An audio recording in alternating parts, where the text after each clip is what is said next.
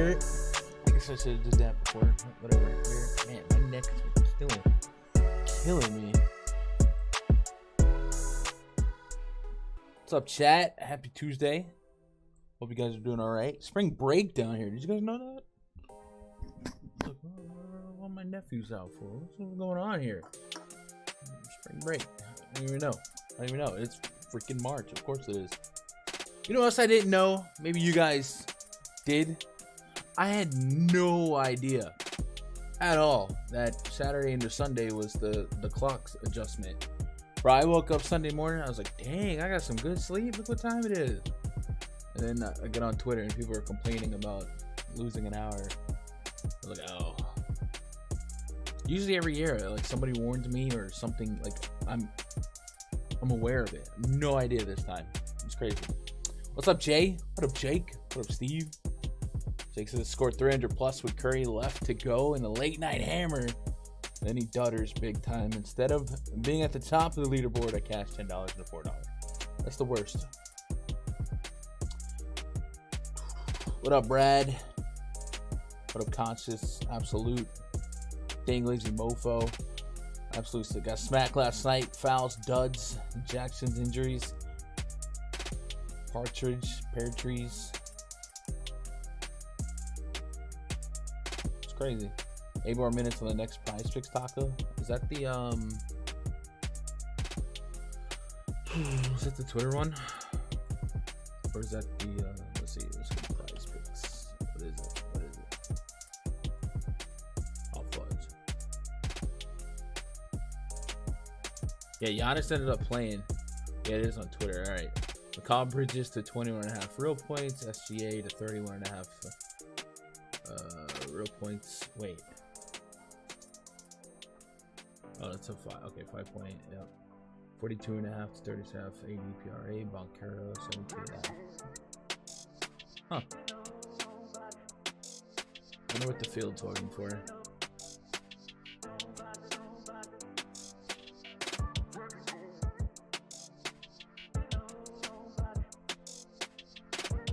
Who should we vote for?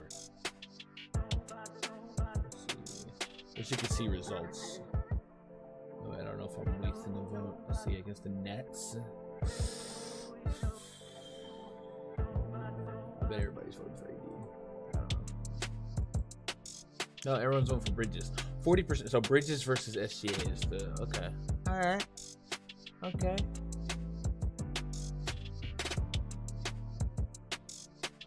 What's up, Opposite Vic? You're voted for SGA. Makes sense. What up, Crispy? Stuck in a blizzard in Massachusetts, so DFS it is. God dang, bro. Was the Kasich ad before you watch this show? Wait, whoa. We like well, hold up. No yuck. It's the Kasich, the homies. What are we saying?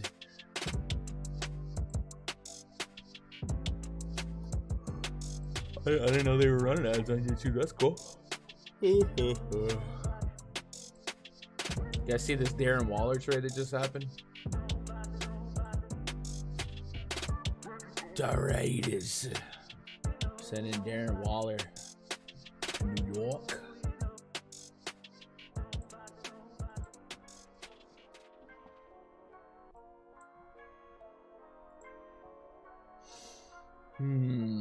Okay.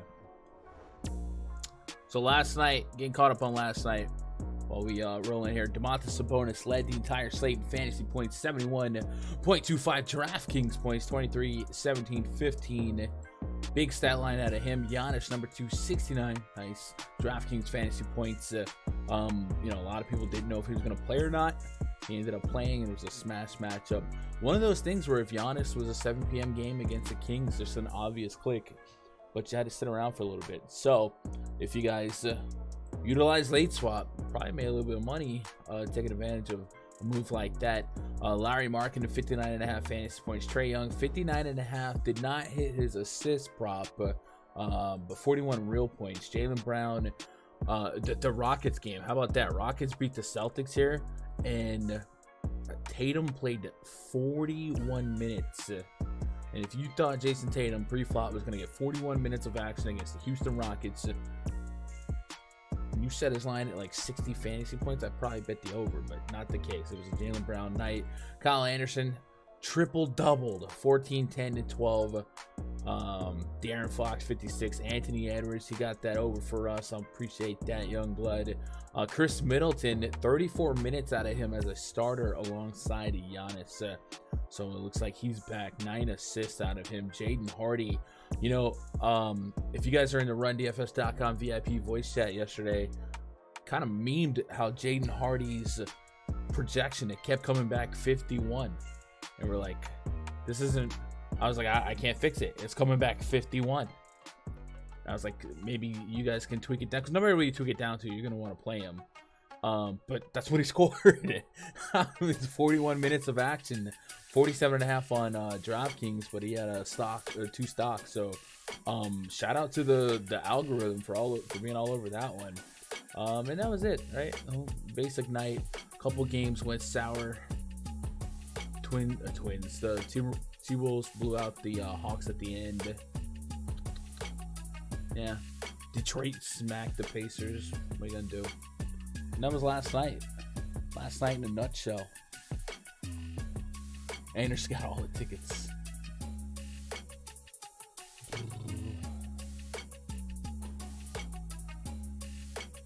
I don't talk in community. Like, yo, Constance, you know I do content at Stochastic, right? Like, those are the homies, man. I got nothing but love, man. Those are the homies.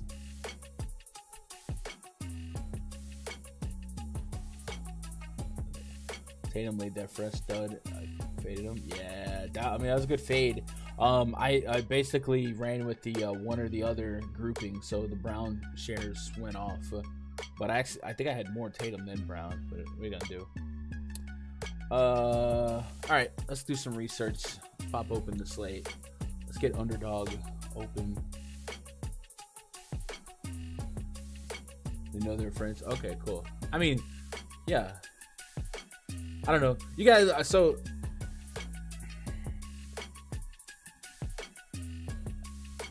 don't take it personal.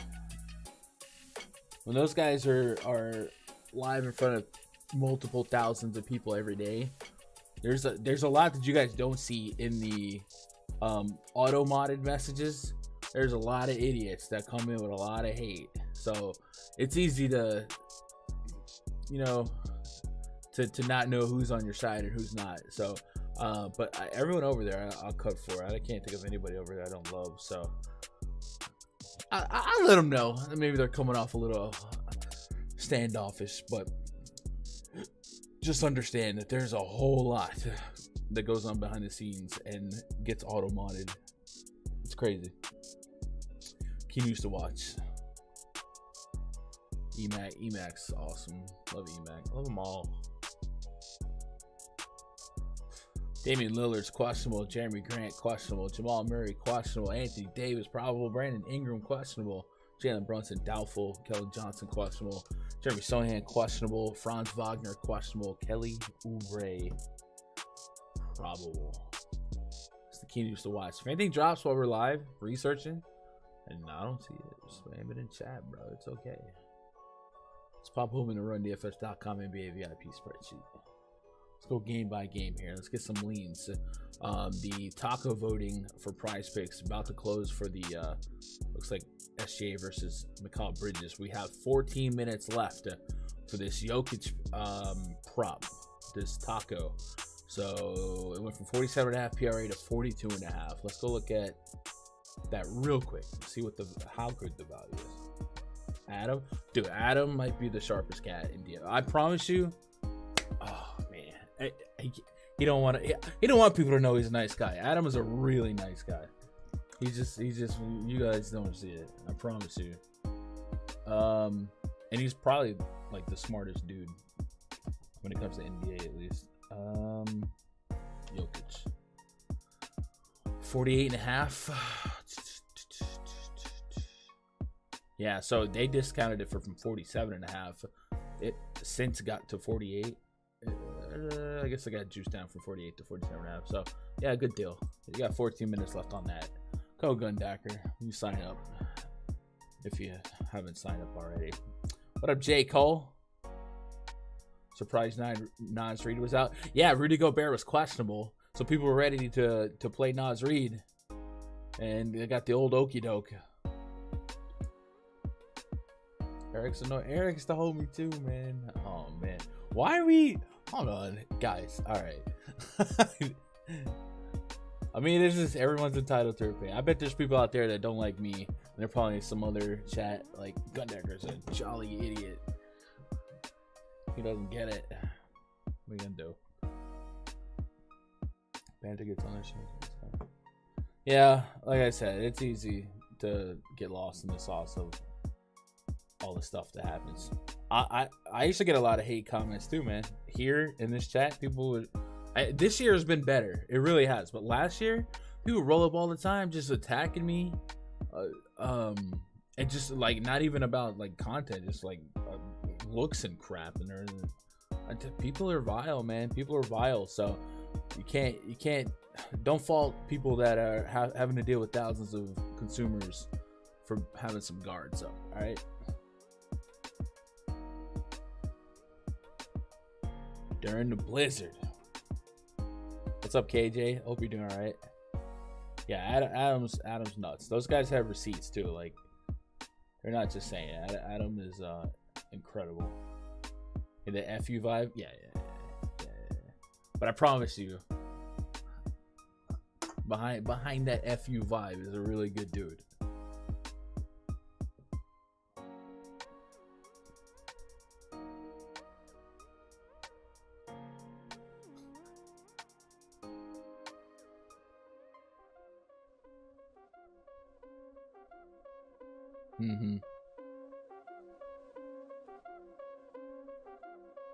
Yeah, you know it, dang lazy mofo. I don't know what it is, but this year maybe it's because all the like those caliber of consumers have like completely transitioned to like prop betting, because I do think there's a skill gap. Skill gap's not the word. A mental gap. How do I say? You guys, I think you guys understand what I'm saying, but I feel like the average DFS player is smarter when it comes to the process of analyzing games than the average prop bettor. And the DFS players that were guys that ate paint chips as a kid have gone over to prop betting. So maybe that's why those people aren't in our chats anymore, because they're busy doing it to prop content, guys. I feel like that could be a logical explanation.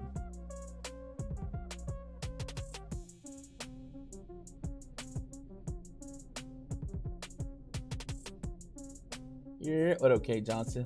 What up, Daryl? What up, Wes? Yeah, I paint chips, man. Didn't you eat paint chips when you were a kid? Why? The Pistons play the Wizards.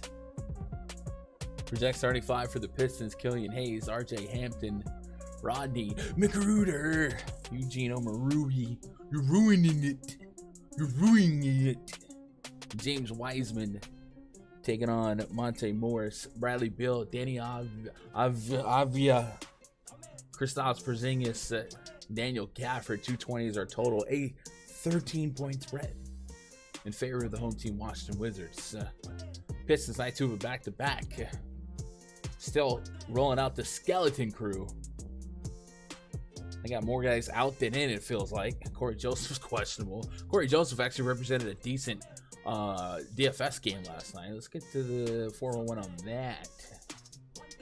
Questionable. And also, man, Killian Hayes, he was on fire in the first half and then just like barely hooked us positively, right? Non-COVID illness listed as questionable.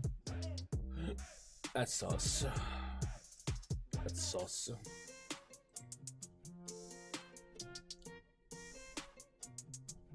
DFS skills and handy, absolutely. I think if you've been grinding DFS for the last couple years and you're understanding simple metrics like usage, like matchups, like rebound percentage, like pace, your average nobody that all of a sudden has the ability to gamble. And we talked about this a little bit yesterday. If you just big banged into NBA gambling, I think the natural starting point is to look at last 5 games, last 10 games, and unfortunately, history versus a team, because you don't understand the nuances and you know the context to predictive value, stuff like that. So if you guys have been grinding DFS, I really think you have a head start for prop betting. But you guys get what I'm saying. What up, Nate? Yeah, Killian Hayes hooked, positively hooked, but I think he had like 16 or 17 PRA off the rip, and then just barely got to like 22 or 23, whatever it was. Anyway, today, if Corey Joseph don't play, we should have that news pretty early. Killian Hayes is the guy, right? He's the engine here. So what kind of props do we get? Another 22.5 PRA? I doubt it, right? Killian Hayes is at 25.5, so they plus 3'd him, and he's at 8 assists. What about fantasy points? 31.5 fantasy. I've got him at 40, so like I'd probably be okay with that. It's a pretty decent click. Feel a little bit better if Kojo is no go. And I wonder if even if, like, would they even take the time to rule out Kojo if he just wasn't started? Like, we might have to wrestle with the possibility of him just being a healthy scratch or whatever. So that's just thinking out loud though. So let's start that as a tier 3. Killian Hayes over 31.5 FPS. And then James Wiseman, got him for 34.8. He had a decent night at the office last night. Tougher matchup today. They're starting the bidding at 31 fantasy points. Man, we've got him at 34.8. That'd be an honorable mention. I don't mind it. I don't hate it. I don't love it. Eugene is not. It's just those two. All right, cool. First half looking good. We'll dice that up. I like that game a lot too. Yeah, it is wild, KJ. But that's what we talked about yesterday, becoming a get raw point slate over thinking about value, because there was so much value. On the Wizards side, Kyle Kuzma's out.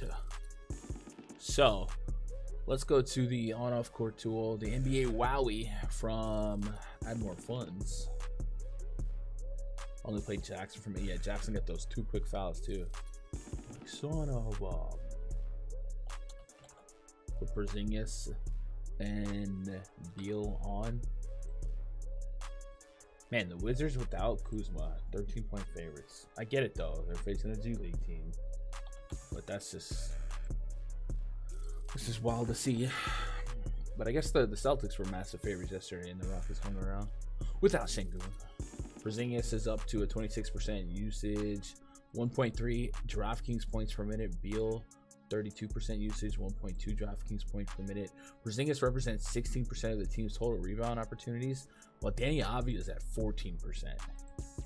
There's no way we get an Avdija rebound prop, right? No. All right. What do we get? What do we get?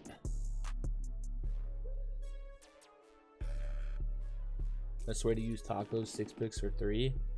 See, me personally, I like the 5 or 6.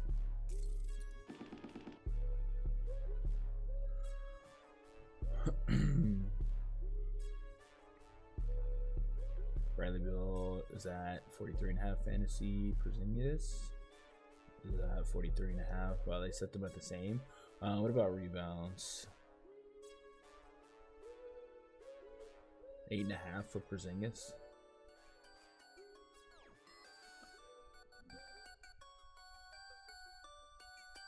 Hayes won't play in a blowout. Man, I don't know. If Kojo's out, they don't have a whole lot of bodies. Like, every game is a blowout, right? Matter of fact, didn't they get... He played the 4th quarter yesterday, and it was a blowout. It was the other way, but... They just don't have bodies right now.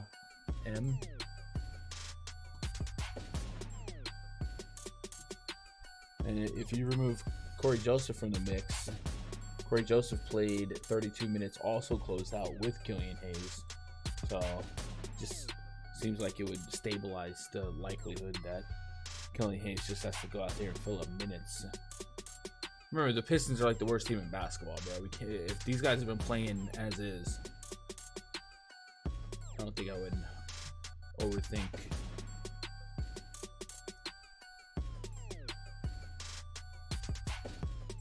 Struggle last game versus Detroit. Yeah, but remember Detroit's not the same team today. They're just a bunch of scrubs. So be a little bit careful about looking at historical. And we'll put context to it. This is what I'm talking about. My game log versus Pistons last 5 games.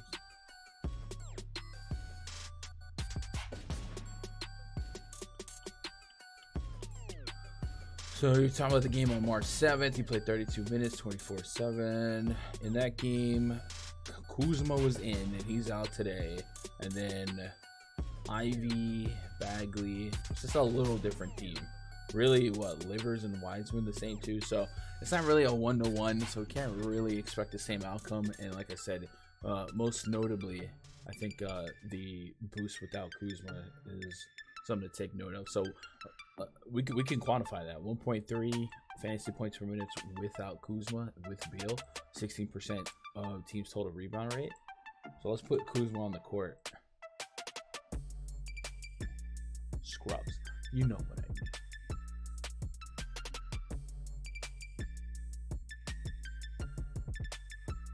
Kuzma goes all the way down to 1.2, so loses a tenth of a fantasy point per minute.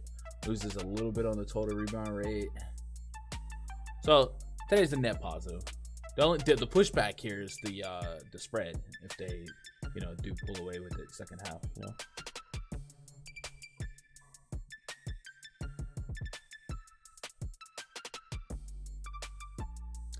If it's a blowout, the fantasy under. Man, I have them pushing 50. I like those guys. I'm thinking about rebounds. How let's see, Kristaps Porzingis rebounds by game log. Fudge. Kyle Kuzma last 10 games. 10-day guys will get to work. Well, I mean, what's different today? Like, if you're saying today's a blowout, what's the difference between today and last night? And then removing Corey Joseph. Like, heck, Killian Hayes didn't even play a ton of minutes last night, all things considered, and still was a fantastic player, right? He only logged 28. So you don't think 30 minutes of Killian Hayes is a reasonable outcome, no matter what the scoreboard is? Especially coming off a game where he closed. You know what I mean? I'm not trying not to be confrontational. I'm just thinking here. Like, I don't see him losing a ton of minutes for his price point, right? At 6,200, I'm looking for 30 plus. It just seems pretty likely that he's in a spot to achieve that. Where's this song again? 20 points first half for Kristaps. Might be one way to attack it.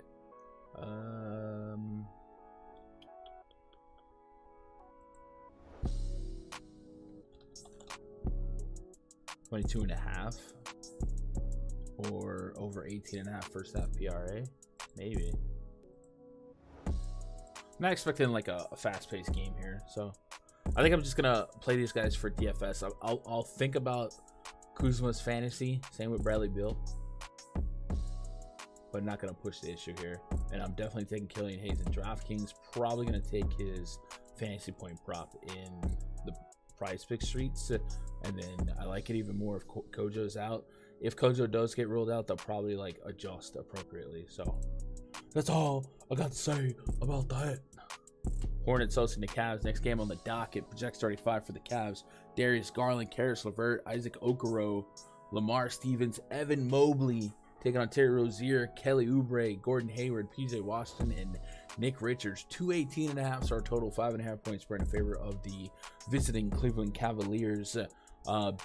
Jared Allen and Mitchell both listed as out here. That's huge for the Cavs because we can supplant some usage and have a higher stable projection in minutes here. And I do think both Garland and Evan Mobley are going to be linchpins in my DFS lineups tonight. Oh, shoot.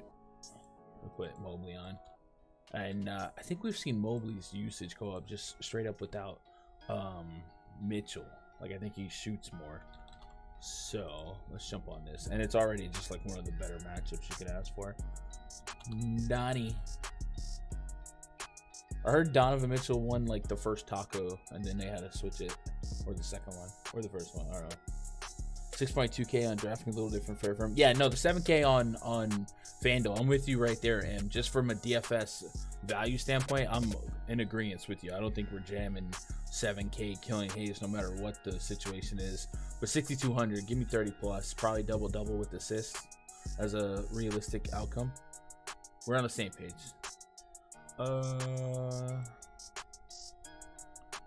Garland is at a 27.5% usage rate, Mobley 25%. So big time combo there. Positively correlates because Garland has a 31% assist rate. I mean, these are cash game cornerstones in my opinion. We have also seen Caris LeVert draw pretty significant ownership almost every time that Donovan Mitchell ends up not playing, and I think he's overvalued. I'm not saying he's a bad play, but I think every time this scenario happens, LeVert ends up being overvalued. He has less than a 20% usage in the split and less than a fantasy point per minute. With that said, he is just 5K on DraftKings, 6K on FanDuel. It's got a real good shot in this particular matchup to hit 30 plus, but it might be something I'd be a little bit more trepidatious about, just because of the historical ownership in this split. Right now, looking at ownership projections, he's coming in over 1 in 3 lineups. So might be something we think about if we want to get a little contrarian tonight to kind of spin the wheel here, because it certainly seems like Mobley's that similar ownership. So Mobley, LeVert, and Garland are looking like 3 of the highest owned players today. And Garland and Mobley, I'm way more comfortable with than the LeVert sweepstakes. But that is not to say that LeVert can't get there today. I'm just saying historically his production is not what the field thinks it is based on his ownership in that split. What can we get prop wise for the Cavs?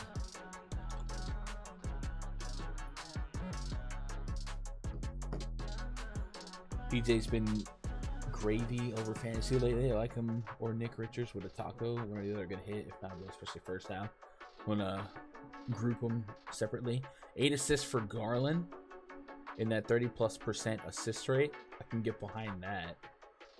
Matter of fact, let's see if we can. We already said it was like 34% assist rate, and then it does correlate. So maybe we can correlate that with Evan Mobley points. But let me look at something. There's Garland assists by game log.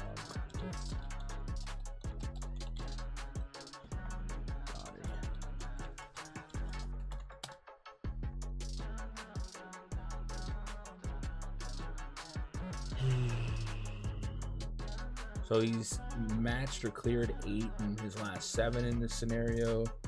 6 and 6 against Sacramento and Minnesota, but that's going all the way back to 2022. So I feel like early on I'm gonna like the over from where it stands now. Let's see what the market's saying. Was this ever at 7.5 today? Because I feel like I would have loved to have gotten that, but I guess with the Mitchell news, it's not something that we knew all day. I can't type today. 8.5. It got moved down. That's crazy.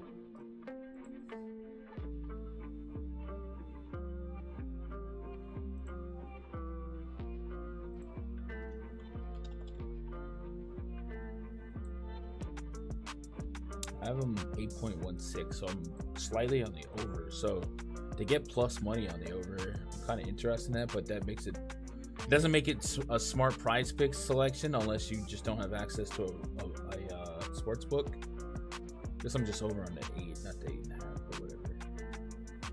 I like it, but I think in this scenario, I'll just take fantasy points for him in Mobley. But I don't hate the thought of correlating Garland assists with Mobley points. What is Mobley points? Maybe 22, something like that. 21 and a half. Okay.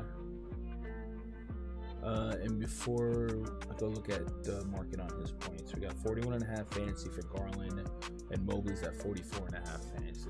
Okay. Seems efficient enough. But we'll do a stat muse, and then we'll just look at the market here.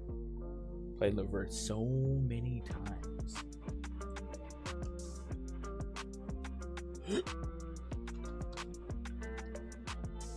They're only kind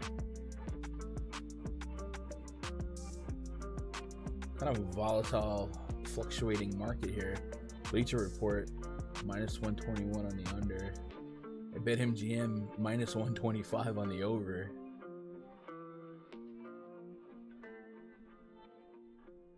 Minus 125 on the over on DraftKings.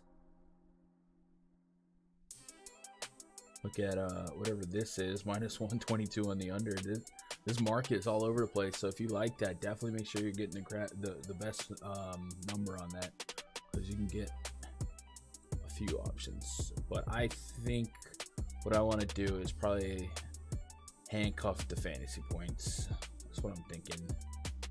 41 and a half fantasy for Garland. I've got him at 53. That's a massive split. And then Evan Mobley, I think we said it was at 43 and a half.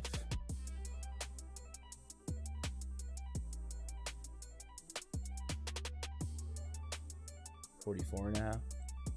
I have him at 47, so I really like the Garland over. I want something on Mobley. I do. Darius Garland over.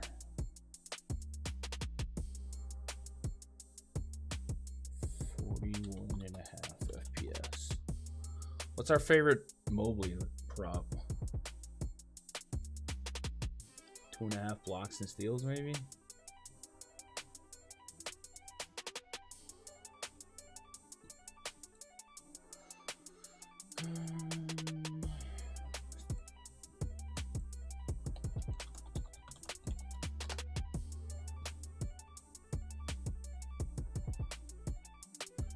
And maybe rebound rates, because maybe there's a couple of games where Allen was out and Mobley was in, but Kevin Love was around.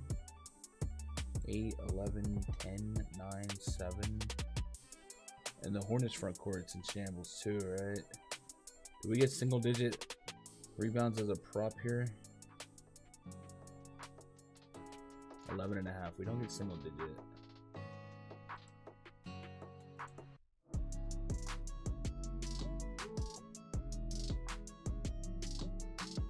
Not on LeVert tonight unless Garland was out too, then absolutely. But I can't remember last time at 5x price when Mitchell was out, even with Allen being a non-factor. Yeah. So 11.5 on BetMGM and DraftKings is juiced at minus 135 on the over. So remember on that 5-pick flex, you're getting implied minus 118. So this would be one of those, if you like it, it makes sense for us to grab it on PrizePicks. Let me take off Love in this split. See what his total rebound opportunities is. My mic is low? Is that a universal struggle? Everybody hearing that? I feel like somebody would have said that 40 minutes in.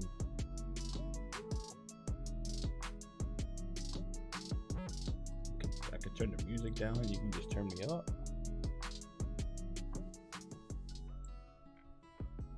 Let me see. Mike, onomatopoeia.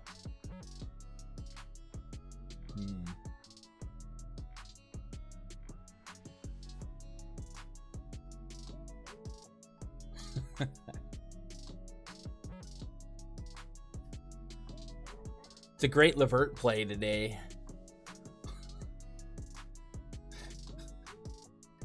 Their autocorrect's describing. Oh, M, I didn't even see that. His ownership is on FanDuel. He's definitely not 40% owned today. Looks like on FanDuel he's in the low teens, and on DraftKings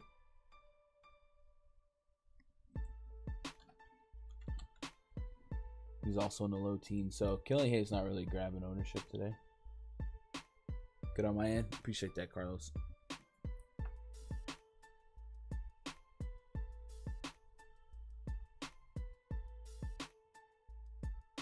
Center from OKC gonna go off.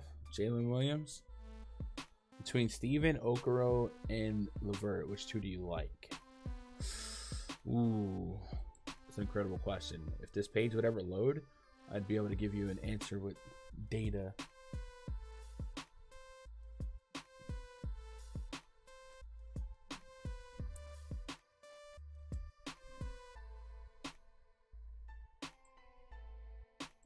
Let's just refresh it all together. I was trying to solidify an opinion here on Mobley. Yeah, maybe Killian Hayes would have been like at a drastically high ownership, but I think the this Cavs outs might have adjusted that. All right, let's just take Mobley off, or Mobley on. I'm not gonna mess with the guards here, and we'll just take off Jared Allen and Kevin Love on the season. And I'm focused on rebound percentage. It looks like there's a little bit odds value depending on what book you like to be the benchmark. 15.6% of the team's total rebound opportunities. No one else is in the double digits except Lamar Stevens. And somebody just asked, do we like Lamar Stevens or Okoro? Okoro's a 0.64 fantasy point per minute, and that split. Lamar Stevens 0.71 with his rebound rate being in the doubles. So maybe it's Lamar Stevens, but I promise you there is absolutely no conviction in that reply. Those are two guys that I probably wouldn't get to a bunch. But I guess the guy with more peripheral opportunities would be the one I lean. And I guess it's not impossible for Stevens to get into the 30-plus minute realm. So probably Lamar Stevens would be my answer in that 1v1. Okay. 17% of team total rebound opportunities when we took off Mitchell.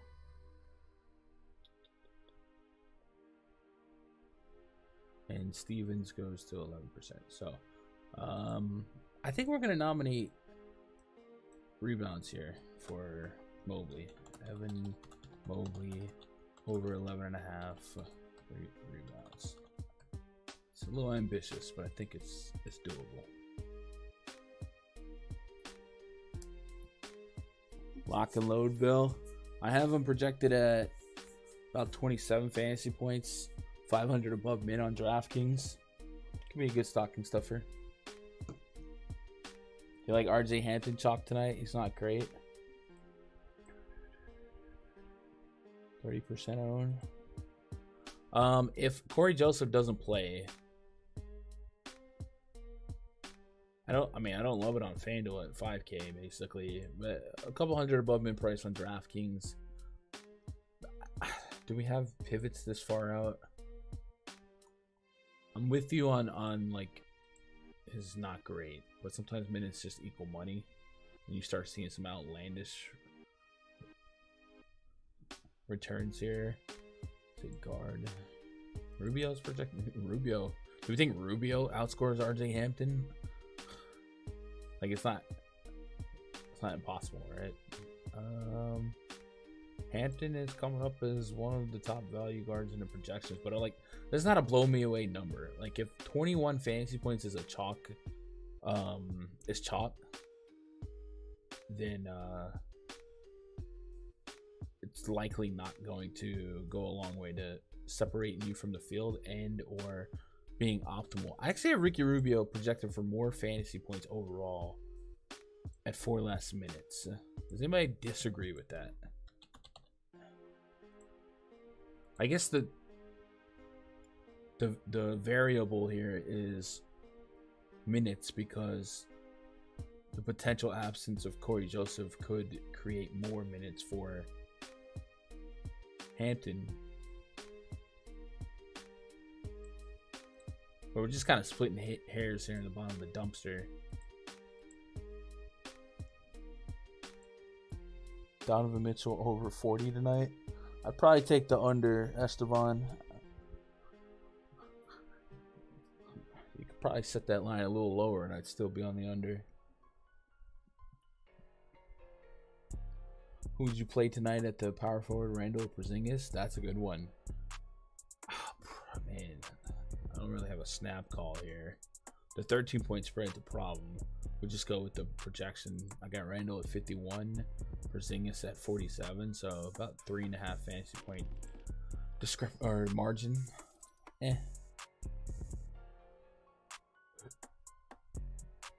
Bridges Taco with Dinwiddie 8 assists over a good foundation for a flex play. The Bridges Taco, yes. Dinwiddie 8 assists. Oh, fudge. We can just reference the market on that. I'll get there in a minute. 8 is kind of a stout number.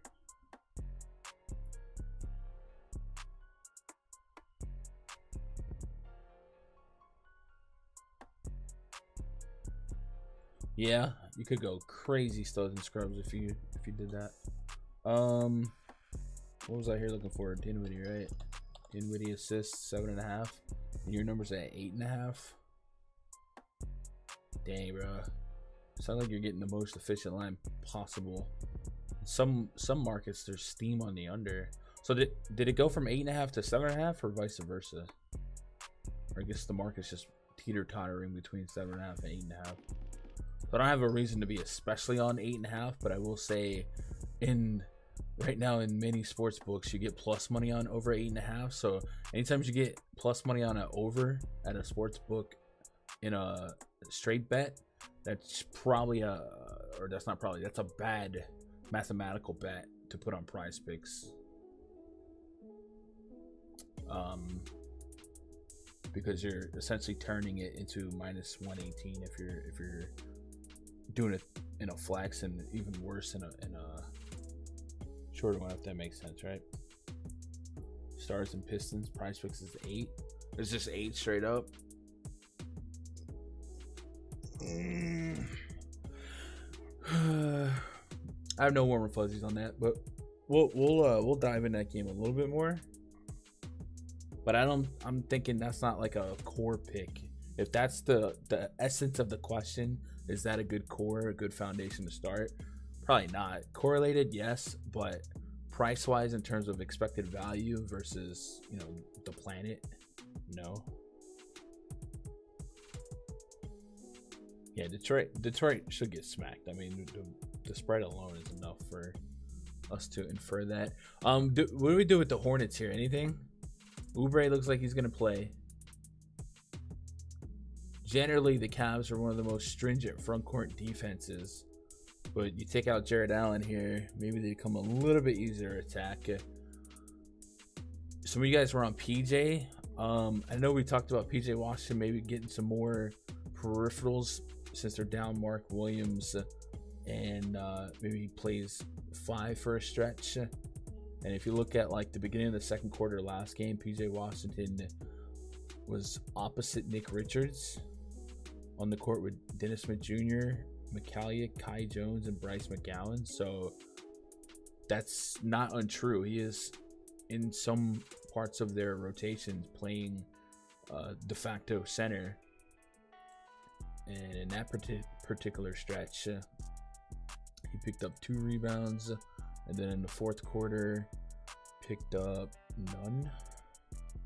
What about here? None. What about here? We'll look back a couple games here.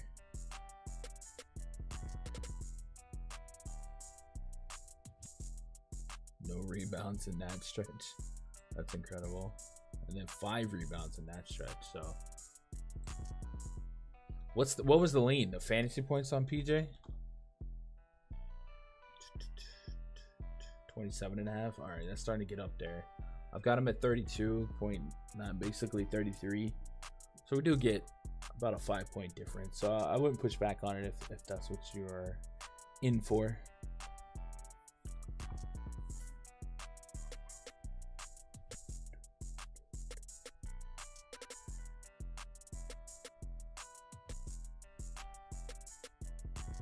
Ooh, he's been diming like crazy. Garland, LeVert, and Mobley, the main Cavs to get to. Yeah, Andrew, that's the main Cavs the field are getting to. I personally like Garland and Mobley individually pretty significantly better than LeVert, because LeVert I think has a higher bust potential, or just a higher, just like floor game potential. But I guess that's even a stronger statement for FanDuel at 6K without, bonuses and -1s for turnovers. But I do think he could just be a very modest, mediocre play on DraftKings at elevated ownership. I don't necessarily think he's a bad play pre-flop until you start thinking about ownership and the fact that he's not even a fantasy point per minute in that split, I think. So overvalued is the word I'm looking for. But still has a good matchup and a good opportunity. Just overvalued. Hayes Fantasy is your favorite pick? No. I put him as a tier 3. We're 2 games in. I'm like just jotting stuff as we go, guys. It's basically open book test, just doing some research. It's not really like a produced talent show or anything like that. We're just out here vibing, researching, Run them likes. So yeah, man, I appreciate if you guys hit them likes. Get to 100. I forgot to look at the sub counter before we cranked up.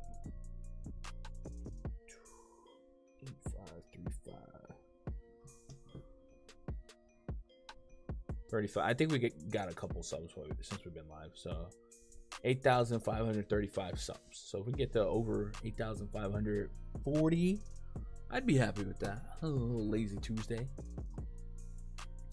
For the Hornets, just from a DFS standpoint, I'd always get a little bit of Rozier, a little bit of Oubre. Both of those guys strong shot of 40 plus. I probably don't have a ton of overlap between them because I do think their prices are, asking for ceiling games, and you're hoping one guy maybe kind of suffers. Same with Hayward. Those guys are hard to play together, but you can see a path where one of the 3 or 2 of the 3 do kind of get there for you. But still expecting a slower pace game against the Cavs. So Hayes averages 25 minutes on back-to-backs. Again, guys, we gotta be careful with the Pistons and trying to apply historical data, because this is a scenario that they haven't had before. Like, I'm not saying Hayes is going to play 40 minutes, but I'm saying, like, historical back-to-back average minutes per game is not really a thing generally, just for anybody, but especially for a team that is, like, 8 deep, right? 9 deep. What did they run out last night? It's like, Hayes has to play. Like, I would probably expect a 30-minute average. Jared Rhoden literally clocked in for 50 seconds. That doesn't even count. So as far as rotational pieces, 1, 2, 3, 4, 5, 6, 7, 8, 9. 9-man rotation, and one guy is Corey Joseph that's questionable. So if Corey Joseph didn't play, historical back-to-back numbers mean nothing because of just lack of living, breathing bodies to clock in and eat some time, It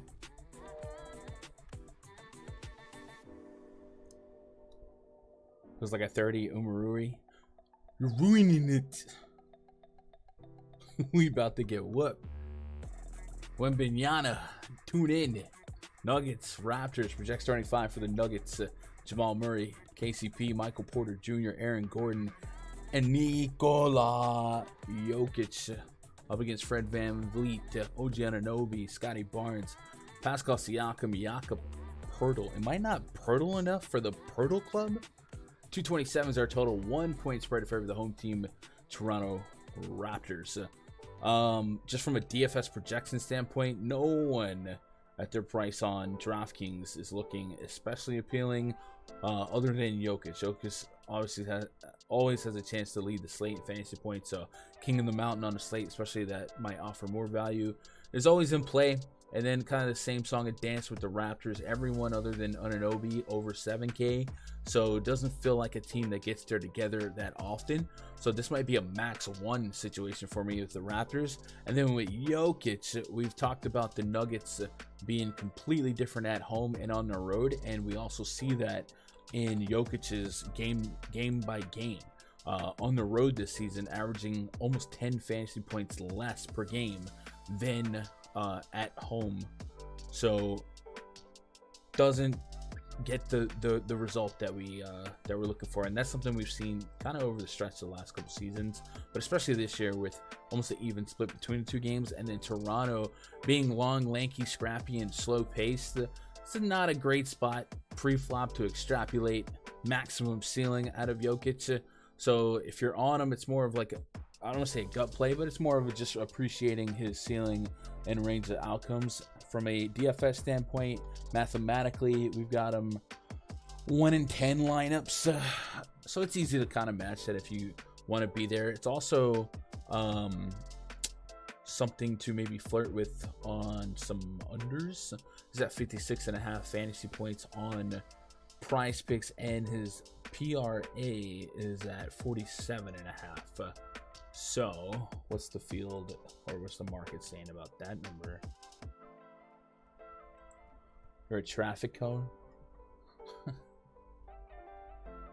We just roster an actual traffic cone. 47.5 looks like an adjusted line from 48.5. So it would have been a lot cooler if you were 47.5 or 48.5 rather. Choco Maru, you're ruining it. There's like 30 random dudes are gonna pop off. True spring dartboard basketball. It is unfortunate, and it feels like that's been happening a lot more lately, or this season in general. What's up, Jamie? Super bummed out that Draymond couldn't even get me 5 points. Oof. Did that cost you something? Is Richards too expensive with Williams still out? Got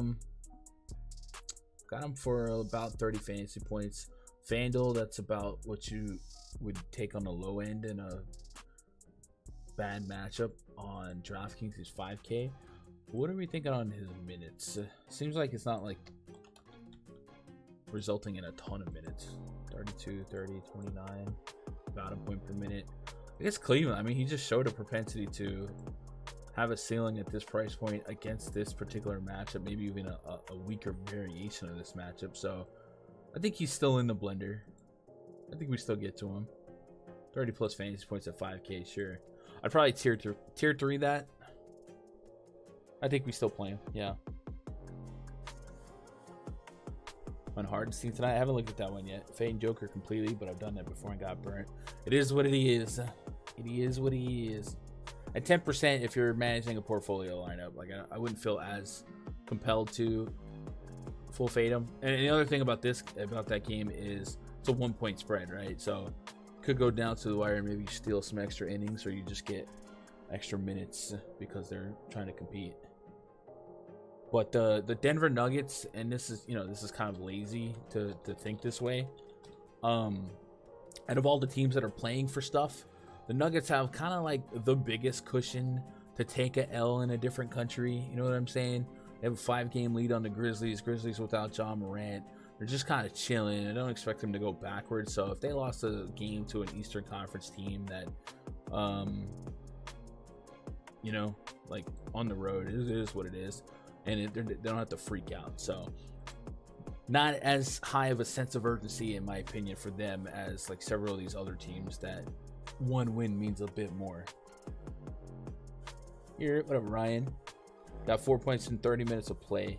Yeah, that's Draymond Green basketball. That sucks that if that was your only miss, though. Dang.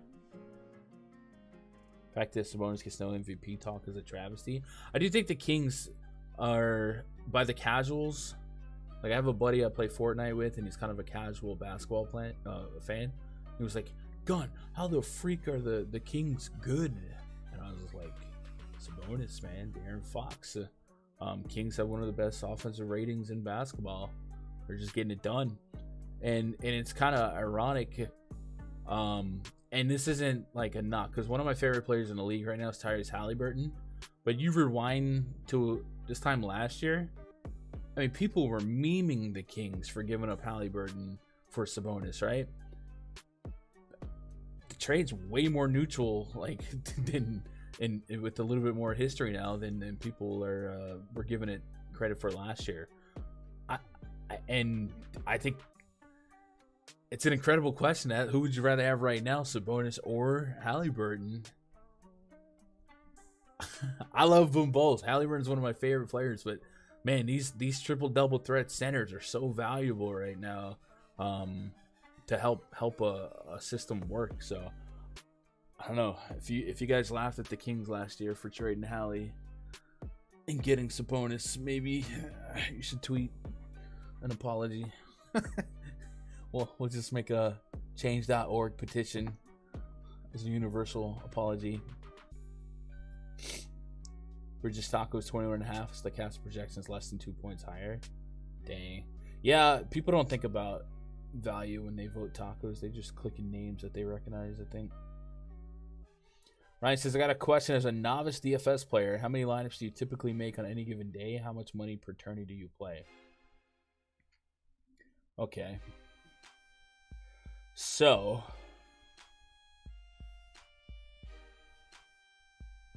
how many lives do you typically make on any given day?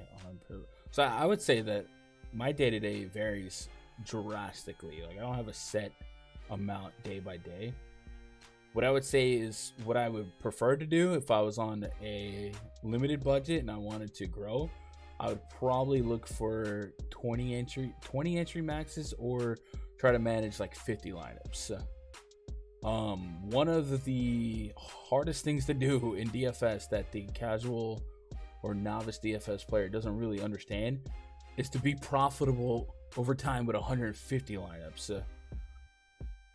And if you ever see people celebrate winning 100K or whatever on Twitter, and the reply is like, "Oh, if I had 150 lineups," no. Being profitable at 150, very hard to do, because of how top heavy contests are, how much rake is. I mean, you look at the cost of putting 150 in any given contest versus getting your money back on that price. Sometimes you gotta finish top 3, top 4 just to break even in a 1-to-1. So I would say 20 is the magic number. Learn how to manage 20 lineups, how to build a core, and go from there. And then as you grow and understand the nuances of variance, you become more numb to variance day by day. You just learn to laugh at the the bad beats or whatever. Then you can grow in terms of how many lineups you want to manage. But if you're a new player, I have a video on this channel about how to hack the DraftKings lobby to be more profitable. Essentially, the moral of the video is you should be playing the $1.20 max, because I think that's the easiest contest out there that people aren't playing because they're focused on the 100K to first. Any word on Lillard tonight? I didn't see any update. Sabonis and Tatum should have the same odds for MVP, but Tatum is 41. Sabonis ain't even listed. Should they, though? I mean, I don't know. I don't really think about like people that are getting snubbed in the running. That's because for me it's like so clearly Jokic that it's, I don't know. It's like when like Aaron Judge and Shohei Ohtani last season were like, to me, the clear two options. So I don't care if no one's voting for Vladimir Guerrero or whoever, because it's just a losing, you know. Guerrero can see, would you have kept Victor Oladipo and Sabonis or Paul George. So I think now it's a little bit unfair for that one. But like last year, like Sabonis and Hallie weren't that far apart. And I think we've seen them both grow as players for sure. But the Depot and Sabonis versus Paul George, like George, yeah, I don't know. There's a lot of revisionist history that we can do with trades that have fallen apart in the last 10 years.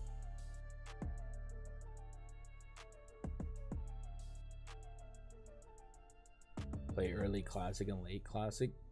Yeah. Used to be there's a saying in baseball. People were complaining about the shift. Hit it where they ain't. If you don't want to face the Sharks, hit the ball where they ain't. They ain't in the $1 on DraftKings. And sometimes they're not in the turbo tier slate or the, you know what I mean? There's certainly some ways to go.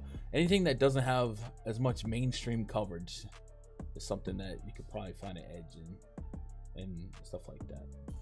Mitchell is out. Yeah, I know Mitchell's out.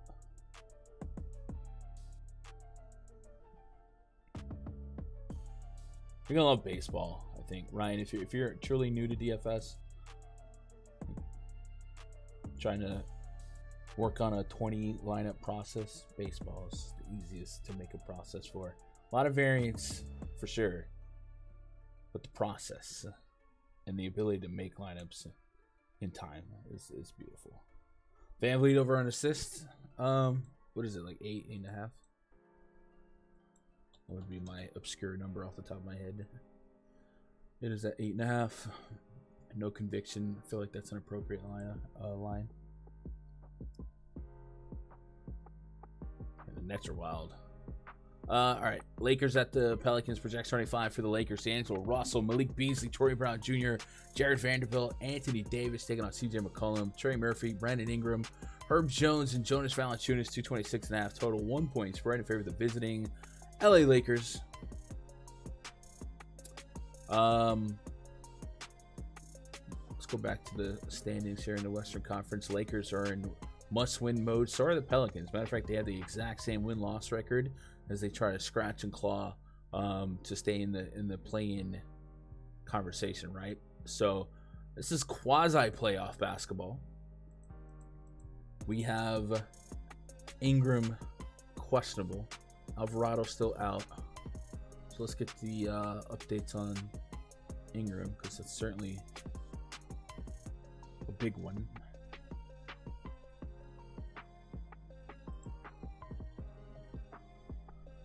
Sideline for the Pelicans, last two contests. Not anymore. Sorry, so all right. So no update there. And then for the Lakers, let's see what this is. Just the usual. AD's questionable, but he's probable. Yeah. Something we saw last game was Anthony Davis was a little less involved, letting D'Angelo Russell be more involved. Not last game, excuse me. The Toronto game, 7 shot attempts. Then he curtain calls it with 18 shot attempts. I would like to think that closer to 20 shot attempts per game is what you would expect AD to be in must-win games. But I guess there is a little bit of volatility there.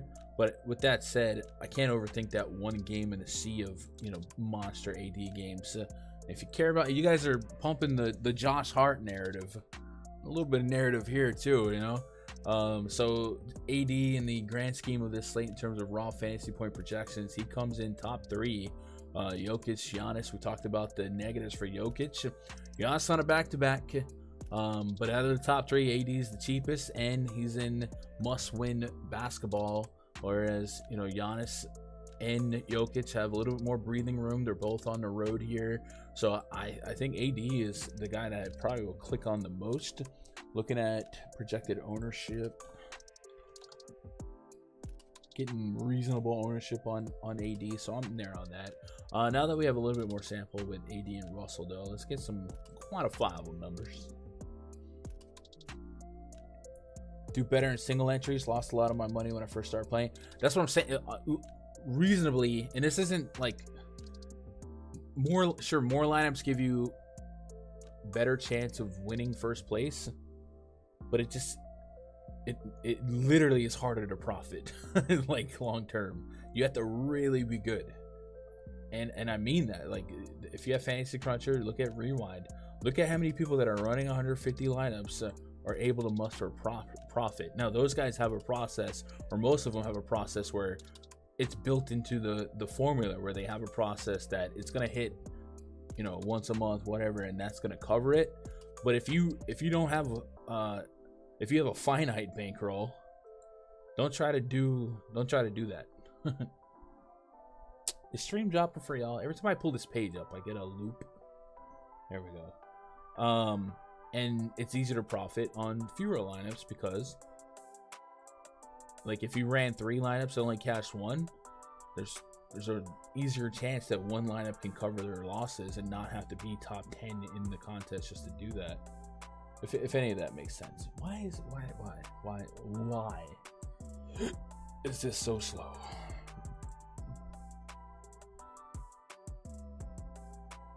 Stream is good. All right, cool. I was looking at I'm still looking at that loading circle. AD, D-Russ on the court together. Let's make sure they're LeBron James. Gosh darn it, type done. What the flip? There we go. I'm blaming the keyboard. It's not me. What up, Zach? J-Val over 8.5 rebounds. Well, look at that. When it comes to J-Val, I'm just always spooked about his minutes. In this split, D-Russ has a 28% usage rate. AD is 24.5%. 1.3 fantasy point per minute on AD, and a 32% assist rate on D'Angelo Russell. So that would make me want to look at AD fantasy, D-Russ assists. So let's pull up the Lakers.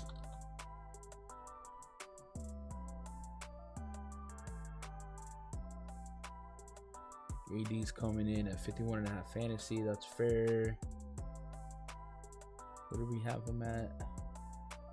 50. We have him at 61, so I still have a 10-point gap. That's stupid. And then D-Russ is at 7 assists on a 30+% assist rate here in a pretty important game.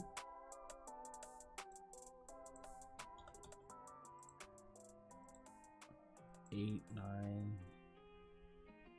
I might be interested in that. Let's see what kind of value we're getting at this number. I need the industry ranking of Najee Marshall over Trey Murphy last slate to explain to me like I'm 5.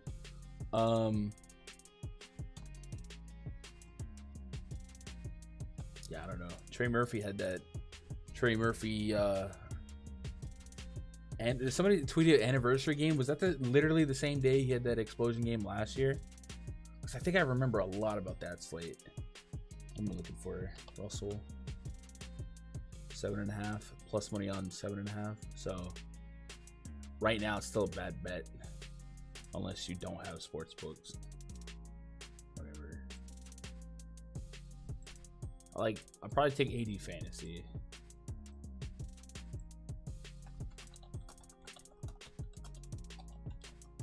Don't get injured, please.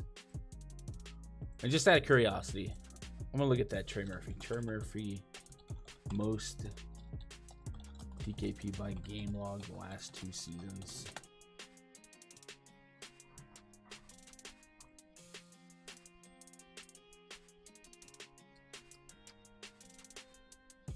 Dang, it dang near was. His 2 largest games ever were March 11th last season and March 12th this season. And I want to say that was like the day that me and Eric Lindquist did Live Before Lock, and he was on Trey Murphy and I was on like Dwight Powell against the Rockets, and those were like both of our contrarian calls, and they both just went nuclear. So that's crazy. Almost. Give me D-Russ and AD for DFS as well. D-Russ at 7,100 feels a little bit better. AD, I'm just going to go after the raw points there, but obviously under 11K makes a lot more sense too. On the Pelicans, Brandon Ingram news is pretty important. Like I said, this is must-win basketball. So you would think if he can go, he should go. We'll see. Somebody asked about JVL's 8.5 rebounds. And like I said, Jonas Valanciunas, just his minutes gets me worried. And then every now and then against a high usage big, we can see him get into a little bit of foul trouble. But what are we thinking here? 3 games against the Lakers, averaging 25 minutes per game, just 2 fouls per game, and 11.7 rebounds. You are looking at 8.5. Happy Pie Day. Okay, nerd. Happy Pie Day.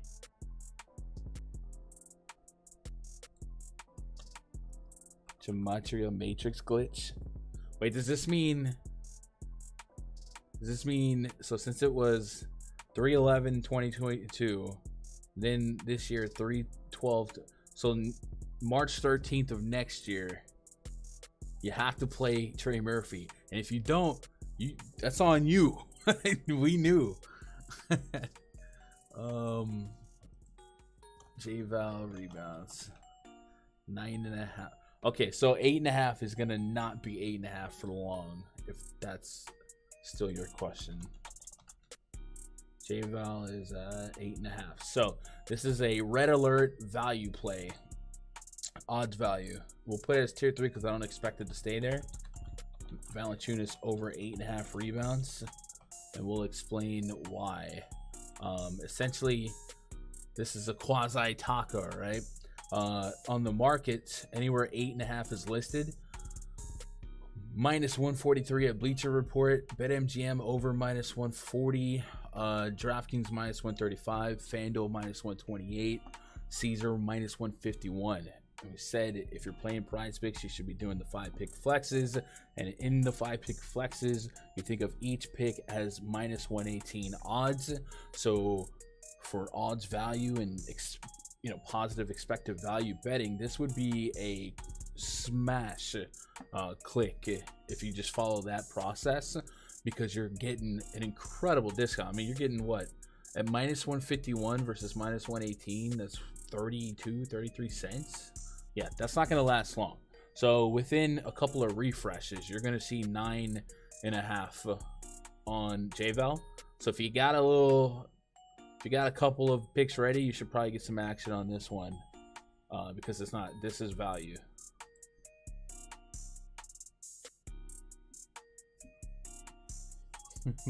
.5%. What if Ingram is out? Do you think about playing Jones? Herbert Jones on DraftKings, yeah. If Ingram's out, I think you can kind of spin the wheel on those supplementary guys from the Pelicans: Murphy, Marshall, Jones. Wouldn't have a high conviction between those guys individually, but certainly there.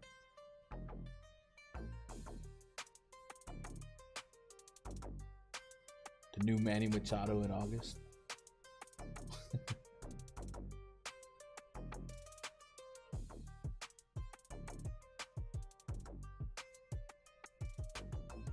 All right, cool. Let's go. Spurs hosting the Magic. Projects 35 for the Magic. Markelle Fultz, Gary Harris, Franz Wagner, Paulo Banchero, Wendell Carter Jr. Taking on Devontae Graham, friend of the channel. Devin Vassell, Keldon Johnson, Jeremy Sohan, and Zach Collins. 232.5 total. 5-point spread in favor of the visiting Magic. We've got Birch, Branham, Trey Jones, Langford out. Sohan and Keldon Johnson are questionable. Let's see what's going on here.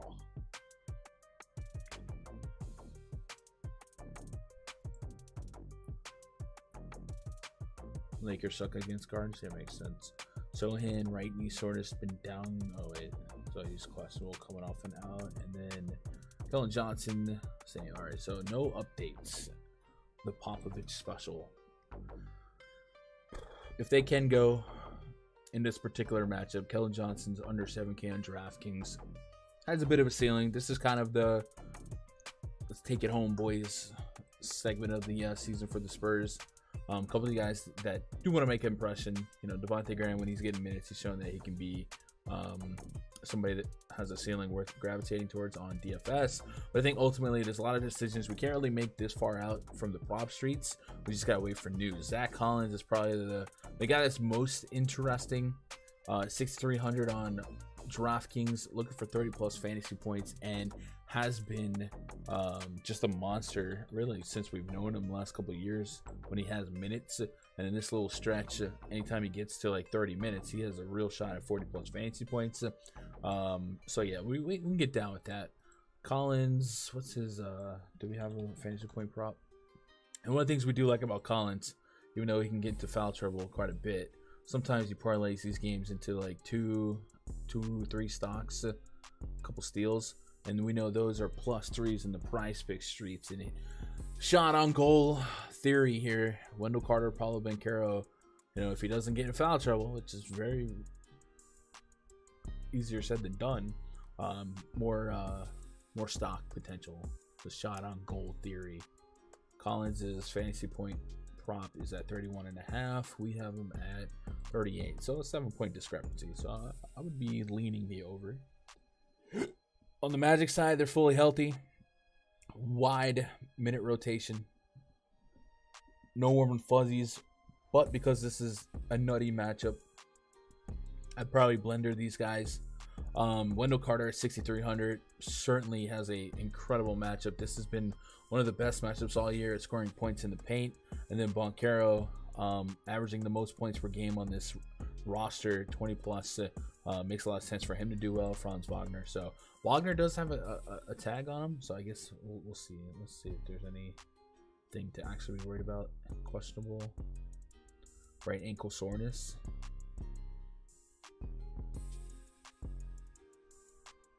Alright, so if for some reason Wagner got rolled out, it would maybe like Banchero a little bit more. But yeah, it's one of those, everyone has a good matchup, so it's hard to marry a prop. But for DFS, we'll spin the wheel, make a deal on exposure to these guys, Any overs on Washington with no Kuzma? Man, if they gave us the Danny Avia rebound prop, I'd probably be on that. But other than that, I don't mind Porzingis. The major pushback I have there is it's a 13-point spread, and this could be a flat out of the gates game for the Pistons on a back-to-back with 8 to 9 active. Booker averages 31 minutes in back-to-backs and played 1 over his average last night. Got him at 2.4 threes. So you think he's on the under? So, okay.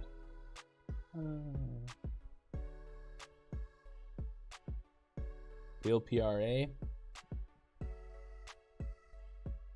I just think that game has a little bit too much volatility because of the spread.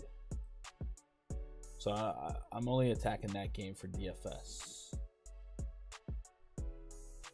All right. What do we got left? We got 3 games. We're making good time. Nets at the Thunder, projects 35 for the Nets. Spencer Dinwiddie, McCall Bridges, Cameron Johnson, Dorian Finney-Smith, Nick Claxton up against SGA, Josh Giddey, Lou Dort, Jalen Williams, Jalen Williams. 233 is our total 1.5 point spread in favor of the home team, Oklahoma City Thunder. Both teams, more so the Nets, are still in it to win it, theoretically. Nets have the 5 seed. Probably gonna slip from having home court advantage in the first round, but still above the Knicks and still in it. So this team, they don't they're not poo-pooing themselves, right? So they're coming out to win. And then the Thunder are right now the 11 seed, but look at the bottom of this Western Conference. I mean, 1 win separates 8 through 12, and everyone's playing basketball, right? Lakers and a Pelicans. So if the Lakers beat the Pelicans and the Thunder won today, they would jump up to 10, and really vice versa. The Thunder have a chance to jump one of these teams no matter what. So wins matter if these teams are in it. It seems like the Thunder would be less likely to be in it, but just these players, if they're playing for the playoffs, don't expect them to phone in when they're actually on the court. The Nets, Mikal Bridges, about 8K on both sides, has been the leader in this team's usage, average shots per game, points per game, and easy to handcuff him to Dinwiddie. correlation-wise because of his high assist rate. At these prices, I don't have like a massive ton of warm and fuzzies at playing both of them coincidentally, but it makes sense where if it happens, if it fell enough, I'd get to it. But Bridges is the apple of my eye here. And then 6,600 Nick Claxton. I think that has a ceiling worth attacking in this particular matchup. Getting about a 40 fantasy point projection. So those are names that are standing out the most. On the Thunder side, SGA makes a lot of sense, sub 10K.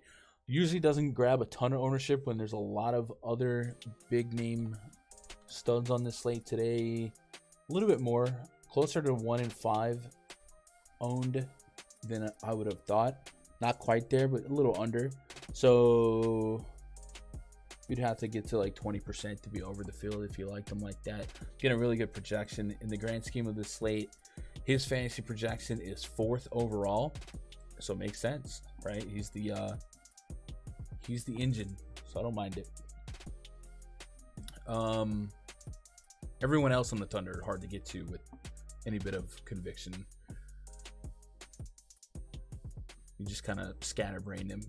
SGA does have a ceiling, but at that price point alongside Giddey does have a ceiling, but at that price point alongside SGA, you don't expect it to pop as often. And then everybody else, even Jalen Williams at almost 8K on FanDuel, 7,200 on DraftKings, just not really getting projections that are going to fall much. So it seems like it might be just SGA in a few lineups if I had to get to the Thunder. And then the Nets, Mikal Bridges, a clear number 1.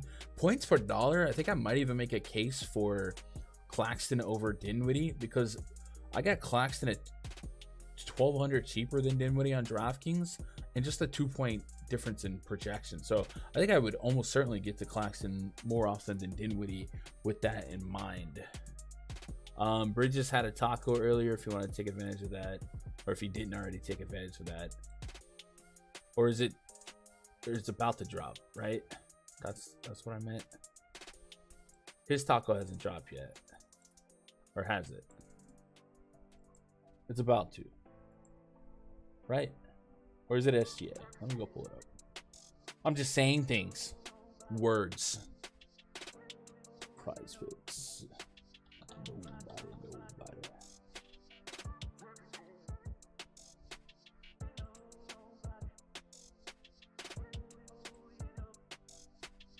Nobody. It's live up. It's up now. There it is. All right, cool. 21 and a half. All right. So, as far as value versus the market, Williams is stat monster. Jalen Williams, yeah, I like him. I loved him better at 6K. Now that he's been adjusted and SGA's in, just seems like a harder path to success at that price point, if that makes sense. Bridges. 25 and a half. So we're getting a 4-point discount. Maybe that's an implied 3-point discount if the market moves. But still a discount no matter what. It's hecka EV for the over. Bill says, "Gun, I'm 11. The info you bring, I appreciate that. It's just research." Omarui is my top roster Piston. Nice. You're ruining it. You like Jalen Williams' fantasy score? Let's take a look at it. At 30 and a half, I have him projected for 35.8, so essentially 36. So let's put them on the court together. Was there a stretch where Jalen Williams was playing a little bit without SGA, and maybe that Rose's stock raised the stock? Words. Okay, see where you're at. Let's put them all on the court together. Let's put Giddey, Jalen Williams, and SGA on the court.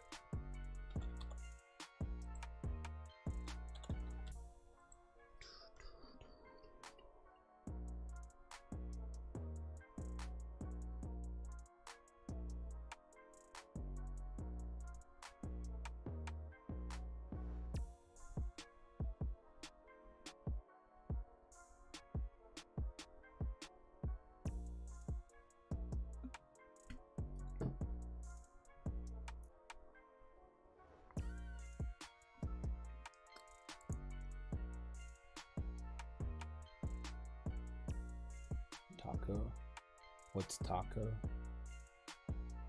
Really, Conscious? You don't know? Something that could like a screen before just...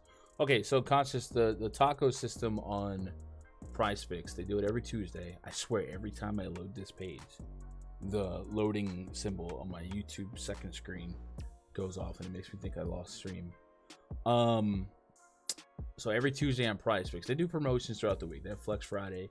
Every Tuesday, there's at least three, right, that you could bet a live prop.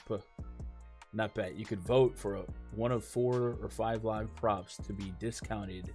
I don't know if it's like 25% or 30% down, just to have a a more EV bet. It's just like a fun thing they do, and you have a max bet on it. I think it's like 25 bucks. So every Tuesday you'll hear the word taco in the community, referencing that. And ironically today, I think initially the first taco was a Donovan Mitchell taco, and I ended up getting thrown in the trash. I asked for extra cheese because he got ruled out, so then they made it a Jokic taco. I think the success rate on those tacos this season has been really high.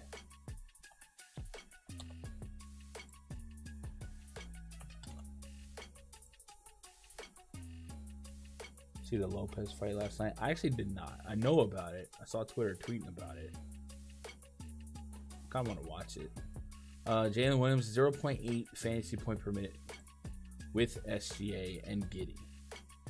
So we saw a little stretch here of Jalen Williams popping off. I think it was without SGA. Let's take off SGA.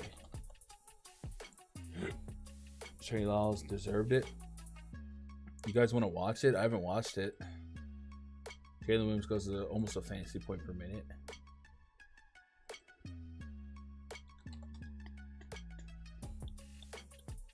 See if I can find it. I truthfully haven't watched it. I just saw people tilting it. Brook Lopez, Trey Lyles. Alan Lazard signs to the Jets.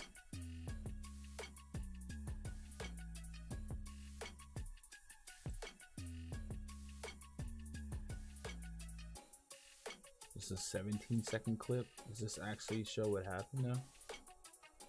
This one is a little bit longer, but closing seconds.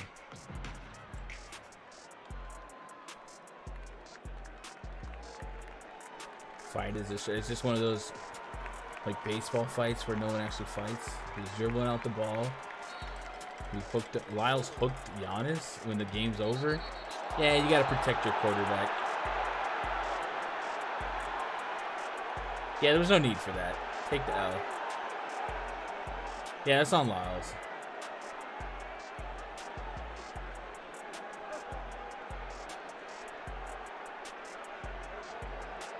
I'm with it. Brooks right.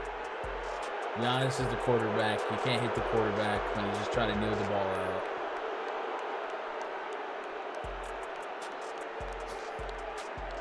But yeah, that's not really a fight. I guess if they weren't so quick to rip him apart, maybe they're throwing some blows. I don't think I've ever seen Brook Lopez angry before. I love that they get ejected with no time left. All right, well, that's the Giannis Trey Lyles fight.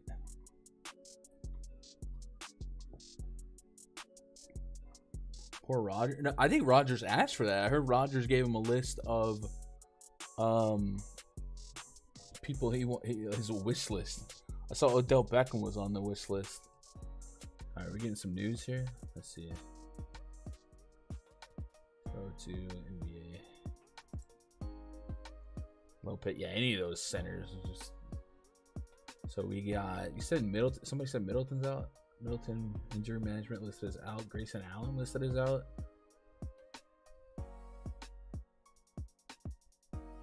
Yeah, it changes a little bit.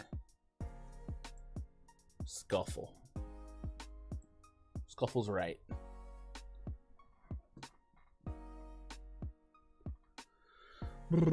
So I don't really got nothing for props here. Just take the taco. Bucks at the Suns. Project starting 5 for the Bucks, Drew Holiday, Grayson Allen, Pat. Oh wait, hold on. I'm taking it. Goodbye, Grayson. You're not in there. Who do we feel that? Joe Ingles was out last night, right? Maybe they're using him. Javon Carter, maybe. I don't know. I'm just gonna say Javon Carter for now. Holiday, Carter, Pat Connaughton, Giannis Antetokounmpo, Giannis Antetokounmpo, and Brook Lopez. Let's put Grayson Allen here. Let's list them out. Let's put Middleton out. Up against Chris Paul, Devin Booker, Josh Okogie, Torrey Craig, DeAndre Ayton. So 232.5 total, 1.5 point spread in favor of the visiting Milwaukee Bucks. I don't know that Grayson Allen moves this line here, but I guess we'll see.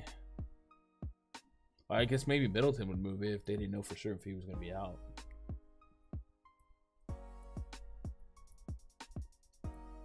Sorry, getting blocked for sure. Have a man crush on Lyles when he gets minutes.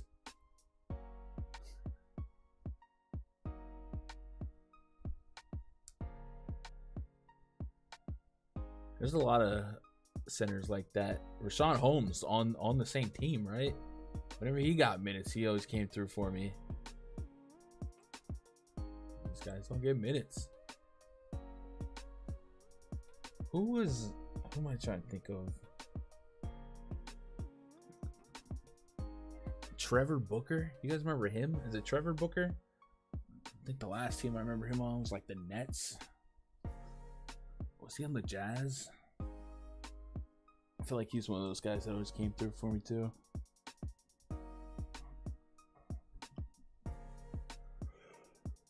You see Joe Ingles there?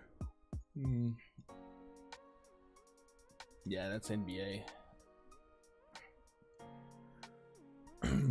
All right, so in the grand scheme of this slate, Giannis Antetokounmpo, I would say, has the highest probability of leading the slate in fantasy points. Right now, he is my highest raw projected guy. Mentioned Jokic's road woes. I do think AD is right up there, not far behind him. Considering Giannis on I2 of a back-to-back, AD in some must-win basketball, Bucks can afford an L or two if they needed to. But Giannis has got the highest raw projection. So without Middleton, now without Grayson Allen, higher stability there. Drew Holiday, a little hard to get to with confidence at this price point, but 50 plus fantasy points, not an outlandish range of outcomes. And then I'm scared to just keep doing these queries because it just seems to take forever. But I think Drew Holiday's assist rate is close to 30 in this split, right? Also, Javon Carter starts. He tends to go complete ghost mode when he's on the court with guys like Giannis, and people tend to forget that, and he tends to absorb a lot of ownership. So we'll see. Wes Matthews, slate breaker. Yeah, Drew Holiday's at 27.5% assist rate. Giannis is at 25%. We didn't really have a reason to be there specifically. On the Sun side, Chris Paul under 8K on DraftKings. Definitely has a 40 plus fantasy point potential. Devin Booker would have to really have a strong game at this price point, considering what's around him. I think he does, and I've been playing him a lot. Today, I feel like he might fall through the cracks a little bit. For me, you guys have any strong leans here? I think Booker's just appropriately priced where I'm not going to land there a lot. Chris Paul's interesting at 7,500, I would say. What's his assist prop? Do you guys see there's a picture going around of Devin Booker on a date with Jenna Ortega. It's 36.5 fantasy or 9.5 assists. Now, I could typically get down some single digit Chris Paul assist props. Typically. Zebo. Where I'm from, bullies get bullied. Rasheed Wallace is what we need. Oh man, throwback. Just obscure random old NBA names. Go. Let's hear them. Mitch McGarry.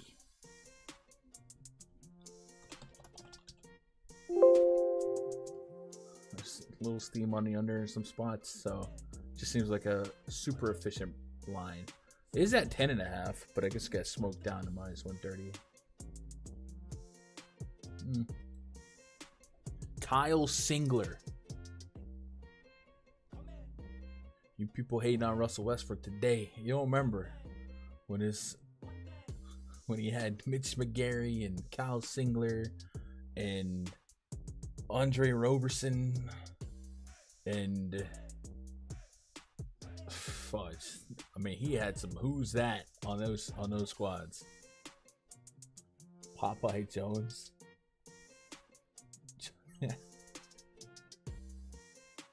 Chicken or 5 head. Hey man. No Jenna Ortega slander shall prosper. I'm just kidding. I actually haven't seen anything that she's in. I just know she's famous. Otis Thorpe.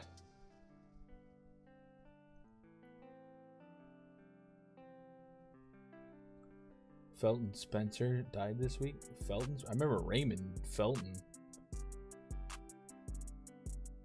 Yeah. What up, CT? What up, AJ? Seems D-Russ been a negative for AD fantasy-wise. I think it's that Raptors game that really moves the needle. But yeah, Russ has the ability to take over a ball game, and we saw in that Raptors game where AD was just letting it happen. So I guess you could say his responsibility can fluctuate if Russ is vibing, but I wouldn't. Probably not gonna overthink it. Amari Stoudemire, that's not that random.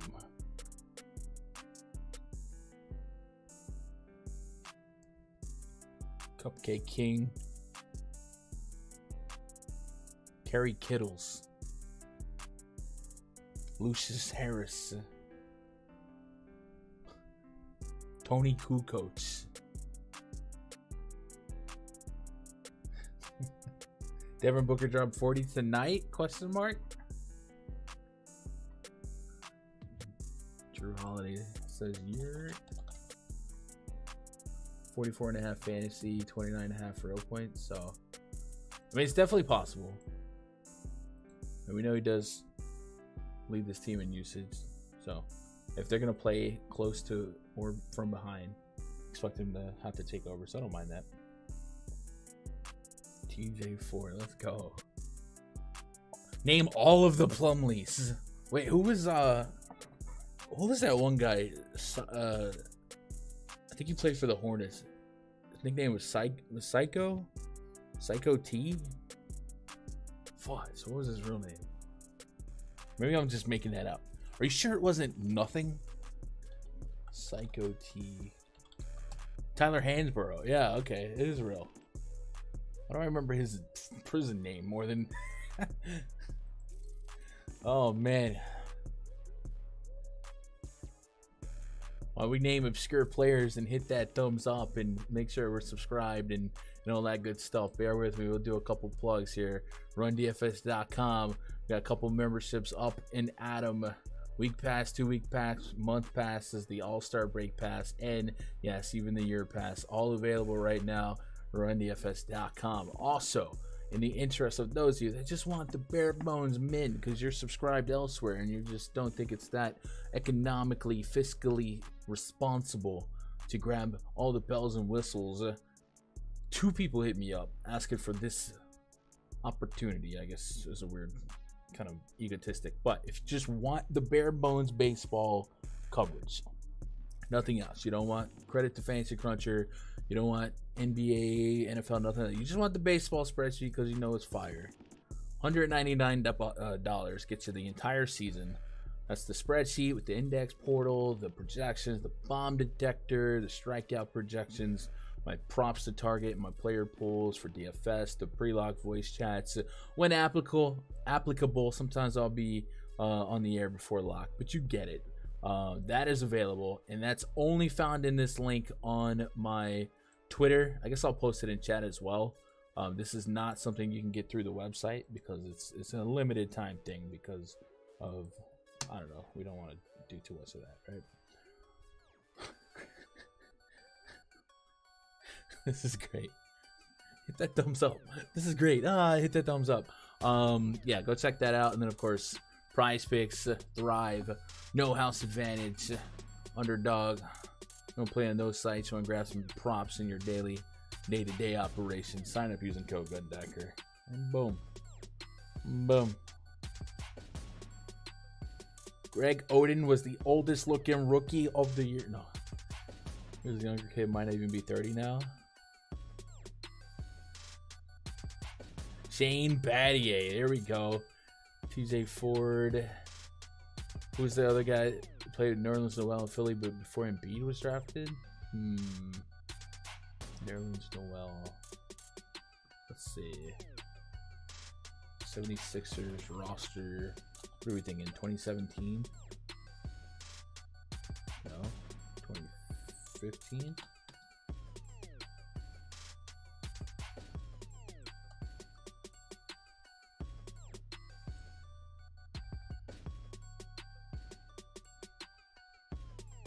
Bryant Reeves.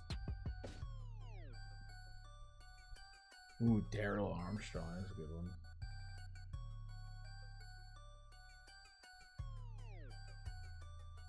Remember Al Jefferson? That guy won me some change. Luke Richard Umba Amute. What happened to him? He just disappeared. Thomas Robinson, T-Rob? Is that who you're thinking of? I won a tournament with him once. Oh, Jahlil Okafor. Yeah. He also just disappeared.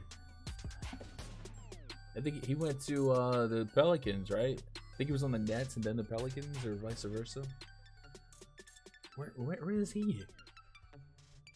Big Country Reeves. Yes, Knicks at the Blazers. Main event tonight. Rejects 35 for the Knicks. Emmanuel Quickley, Quentin Grimes, RJ Barrett, Julius Randle, and Mitch Robinson taking on Damian Lillard, Anthony Simons, Matisse Thybulle, Jeremy Grant, Yusuf Nurkic. 228 is our total. 2.5 point spread in favor of the New York Knicks. Jalen Brunson, I believe, is doubtful, right? Yeah, he's doubtful. So, we go back to the Western Conference and Eastern Conference. New York Knicks right now sitting at the 6th seed. They have one more win than the Nets, but I guess the Nets have the tiebreaker because they have one less loss.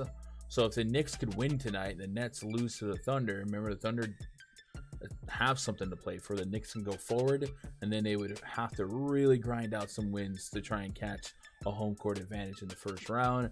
And then the Blazers are in the 13th spot. They are, well, 13 sounds bad. They're still just 2 games back from this ridiculous stretch of 8 through 12. So they're on the ropes. They're on the ropes. But right now, more than ever, their sense of urgency to win some basketball games is high.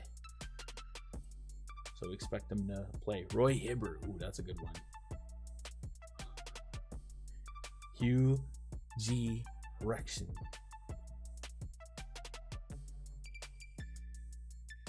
Darius Miles, Maquette, Quentin Richardson. Oof. Nick Young, Swaggy P. MVP Sabonis happened to Hibbert. Man, some of these people just like clock out and they're done. They don't even know if they know it until they know it, you know? Like, I think I saw who retired on me yesterday. Not yesterday. Carmelo Anthony, right? He just retired, right? Like, just poor guy. Sometimes you don't get to go out on your own terms. Who's a 3-name guy that was a small forward and always did well defensively? I think Abdul was one of the names. I mean, we talked about Luke Richard Umba Amute, but I don't know if that's who you're looking at.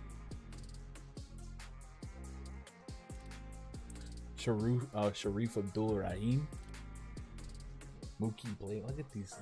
I love it. All right, so quickly, before the storm rolls in, tell me, do you like that? Look quickly on the court. So we expect Randall to really plop in usage here. Quickly has had a couple extreme ceiling games without Jalen Brunson. 7,100 on DraftKings because of it. Need 40 plus to feel like I'm getting anything close to a good deal. And I'm not getting a massive projection here. You guys have mentioned the Josh Hart revenge narrative already pegged in for 30 plus minutes. Stocking stuff for price point. I don't mind that. And then how long is this going to take? An hour? I almost don't want to wait. It takes forever. And then Julius Randle about 10K. So he's at 52 fantasy points. So in the grand scheme of the slate, Julius Randle is still inside the top 10 and one of the top 10 guys projected for 50+ fantasy points. So it makes sense to want to get to him maybe as a little late night hammer as well. Let me put Randall up here as well. Michael Kidd-Gilchrist, MKG, used to play for the Hornets. Every now and then would pop off with a decent game. Timothy Luwawu Cabarro, okay. That's a good one. Al-Farouq Aminu, another guy just gone. Had that Aminu, I think he played for the Mavericks when they played the Rockets in the playoffs, and Aminu was like putting the clamps on Mr. Harden, right? Meta World Peace. He changed his name again, didn't he?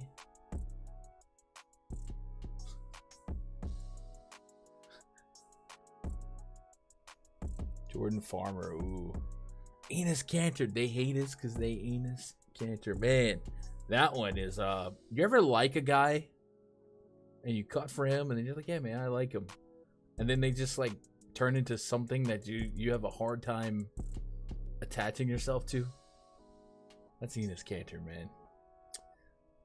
Like, I appreciate his passion for what he's passionate about, but I kind of disagree with some of the execution. I'm just like, dang, Kanter, what are we doing, bro? You were so fun. One of my biggest hits tournament wise, I had Enes Kanter. We played for the Knicks. They were up against the Sixers on, I want to say, Christmas, and he 20-20'd off of Embiid. Just a great night. Yeah. Mike Bibby, Coco Beaver. Okay, now. Okay. Yeah, this is just taking forever. Let's look at ownership for Randall while we wait for this site to figure out what it wants to do. Jay Randall, 1 in 10 lineups. That's cool. And then Damian Lillard, Dame Dollar, making money ain't new to him at home. Way low owned. I mean, way low owned. I don't mind that. All year long, the Knicks have been a funnel defense for pushing teams to shoot more threes. Lillard will shoot a lot of threes. Now, they are essentially a fully healthy version of the Blazers, but we still expect Lillard to chuck. Do we have a Lillard 3-point prop? And is it 3.5? It's not even up. What's up with that? Why don't we have... What happened? Why don't we have Blazers? Did I miss something? Oh, he's questionable. How the freak did I not type that up? Damian Lillard. Chat, did that drop like while I was live and making dad jokes? Huh. What's that about? Well, that could be real bad. Questionable, did not play in Sunday's blah, blah, blah, blah, blah. I just missed that, I guess. Alright, if you can't go, Cam Reddish. Imagine Reddish had like a career game tonight. That would just be amazing. I'd almost root for that. Alright, so I guess we're just not going to have Blazers. Alright, and then Knicks. They're giving us 32.5 on Quickly. I got them at 34.5. That's pretty efficient.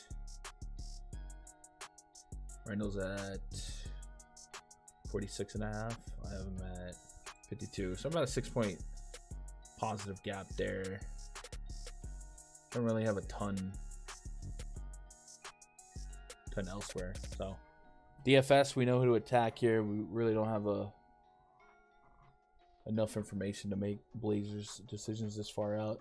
I guess in the interest of late swap, if we knew Lillard was out halfway through the slate, we could probably get to a little bit of Reddish. Yes, I'm already getting a decent projection on Reddish, so I don't mind putting him in the blender. Same with Josh Hart, but I don't really see a need for tier 2s or tier 1s here. Some tier 3, mix it and match it. Darko Milicic, man. Still love Kanter. Yeah, I like I said, I can appreciate a passion for what you're passionate about. John Starks. That brings me back. Best ball lineup in the finals. Let's go, Doug. 82 lineups, people, and 100,000 to first. Ooh. Doug, what do you, like, who are you sweating? There's no way for other people to share that sweat, huh? Quickly or Jalen Williams. Already have Barrett in my lineup. Oh, man. I don't really love Jalen Williams because of who's in today. I think that stretch of Jalen Williams being great coincided with SGA being out. So I'd probably go quickly. And maybe that doesn't correlate too negatively because of just how many minutes they might play. But I'm not enthralled with that whole group of players, so that might not be the right one to ask. Sengun was out. Oh, dog, that's rough. Yeah, best file's kind of rough this far. Have I missed Gun's favorite props? I'll put what we typed up so far. There's a lot of fantasy point stuff. As far as rebounds, J-Val over 8.5. Has that moved yet? We figured that was going to move within seconds, really. Got to bet 5 to get a free bonus 200. Let's see. Valanciunas is still at 8.5. It is. Just J-Val rebound prop is really strong. Implied odds value. Carlos Delfino. All right, let me scroll up a little more. Mario Chalmers, that's a good one. Junkyard Dog. Hey, fun story about Junkyard Dog. I used to live in Atlanta when I was a kid. Mom worked at the Waffle House. We lived at the Motor Lodge. That sounds weird. Junkyard Dog, JYD came over one day, man. He just walked with me around the parking lot. Incredible guy. Incredible guy. Stop me from taking props on the Thunder Nets game. Nah, I'm not going to stop you. I mean, both teams need to win. There's a lot of teams tonight that have an urgency to win. Who is the Alaskan Assassin? Good lord. All right, we throwing out wrestlers now. That's a different stream. Amino was locked down. Yeah, Amino was that dude for a minute.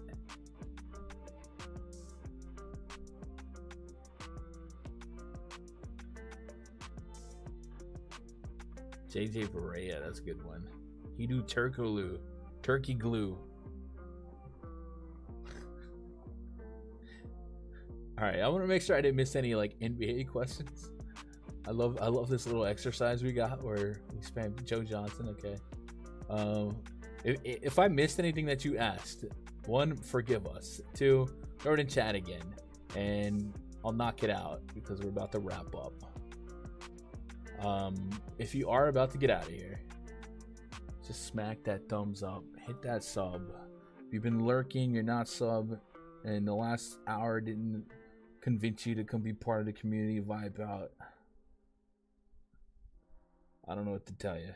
We got another 5. We got 5 subs in the last 30 minutes. So we hit 8354. Wait, 83540? No, that's not right. 8540.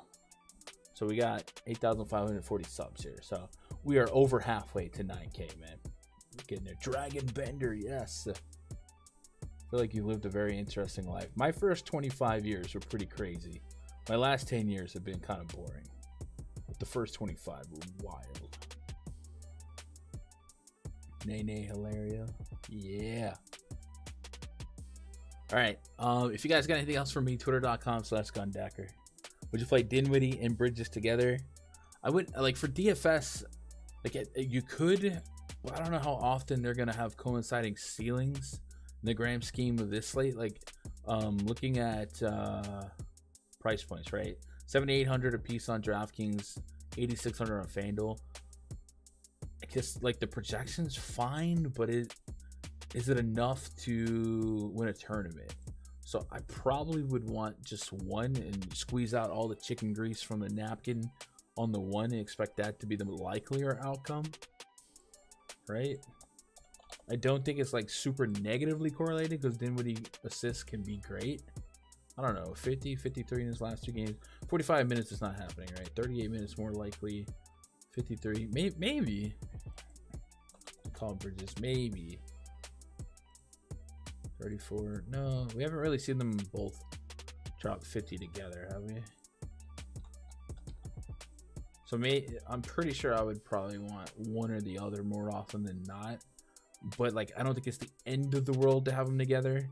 But I just think likelihood, ranges of outcomes, and probability to have a double ceiling game out of them is probably a little lower than I wanted.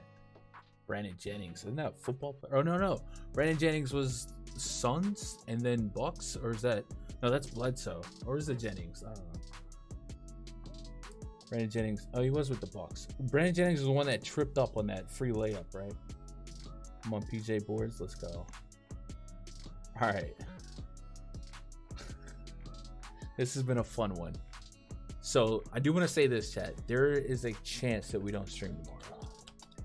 A chance. I'm gonna try to get it going, but there's a chance. Let me see what's on the docket anyway. Dang, it's a big one. It's a late one too. 2, 4, 6, 7 games late. We'll see. There's a chance I don't stream tomorrow or Thursday, but I'll try. But man, these are fun. I appreciate you guys hanging out with me. Make it part of my day. Be part of your day. You know what I ask? Subscribe, thumbs up, and to tell somebody out there you love them. This is a crazy world and life is short, man. People need to hear it more than you think it. Just think about it. When somebody tells you that, it just feels good, man. So I love you, and I'll see you guys when I see you, man. Crush it tonight. Hit me up on Twitter. Hit me up on Discord. If you got anything else for me, jump in the baseball fantasy league. I appreciate you guys. Good luck. God bless. Go win some money.